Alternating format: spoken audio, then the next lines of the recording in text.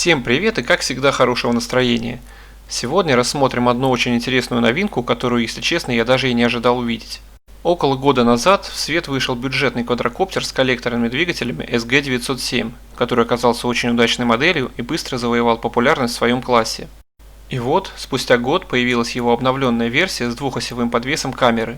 Если честно, то я еще не видел, чтобы обычный дрон с коллекторными движками комплектовался такой системой стабилизации. И на данный момент он является самым недорогим квадрокоптером, имеющим механическую стабилизацию камеры во время съемки. Давайте рассмотрим отличия от прошлой модели и начнем, конечно, с самого интересного. Итак, камера.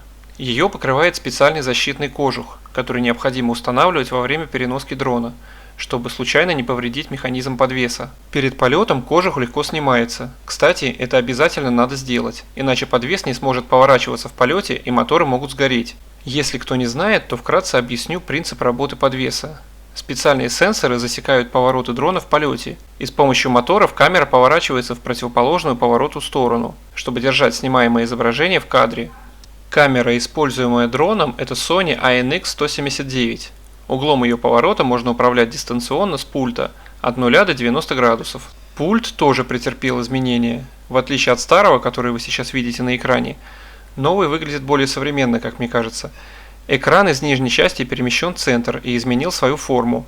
Пульт управления работает в связке со смартфоном, на который вам необходимо установить специальное приложение. Во время полета квадрокоптера изображение с его фронтальной камеры передается на ваш смартфон. Связь с ним осуществляется через Wi-Fi 5 ГГц. Так что перед покупкой проверьте, поддерживает ли ваш телефон стандарт Wi-Fi, который вы сейчас видите на экране. Вы уже, наверное, рассмотрели качество видеокартинки, передаваемой на смартфон, ради чего многие сейчас и покупают квадрокоптеры.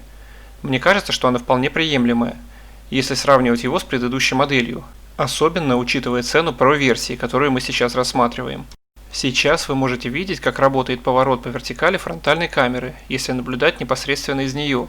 Имеется также цифровой зум, которым можно управлять прямо из приложения с помощью пальцев, так же, как вы это делаете в галерее фотографий вашего телефона.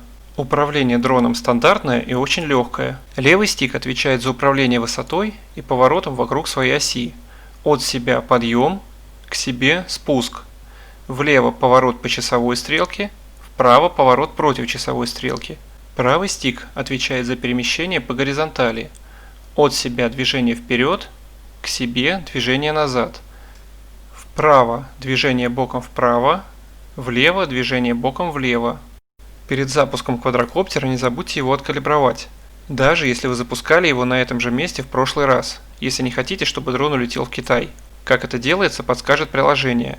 Обычно сначала необходимо вращать дрон вокруг своей оси, держа горизонтально, а потом то же самое сделать, повернув его головой вниз. Аккумулятор остался без изменений. Емкость 1600 мАч и напряжением 7,4 вольта. И опять же я посоветую вам приобретать комплект с как минимум 2 аккумуляторами, чтобы продлить время полета. Своими габаритами обновленный SG907 Pro немного превосходит старую модель, так как подвес камеры требует больше места. Дрон выпускается в двух цветах – черный и серебристый, но производитель называет этот цвет платиновым. Ну, это его дело в принципе, мне лично больше нравится черный. В комплект поставки входят, естественно, сам квадрокоптер, пульт управления, от 1 до 3 аккумуляторов в зависимости от вашего выбора, запасные лопасти, зарядный USB кабель, ну и как всегда куча всякой макулатуры с инструкцией. Чем же интересен именно этот дрон? Еще раз повторю, что на момент выхода этого видео SG907 Pro является самым недорогим квадрокоптером, имеющим механический подвес камеры. Ну и также он является дальнейшим развитием популярного до сих пор SG907. Надеюсь, что это видео было для вас полезным и помогло определиться с выбором. А может быть, вы просто узнали об очередной новинке в мире дронов, что тоже хорошо. На этом я с вами прощаюсь, ссылка на квадрокоптер будет в описании под видео. Отличных вам полетов и хорошего настроения. Удачи!